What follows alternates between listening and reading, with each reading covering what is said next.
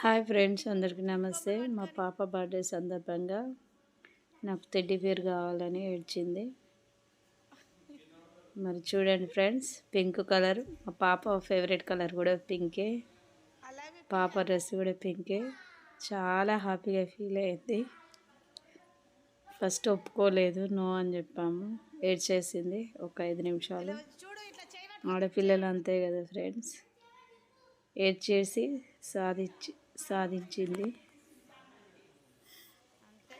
ఇక హ్యాపీనెస్కి అద్దే లేదు. చాలా డాన్స్ చేసింది టెడ్డీ బేర్ని పట్టుకొని. చూడండి ఫ్రెండ్స్, చూస్తే మీకే అర్థమవుతుంది.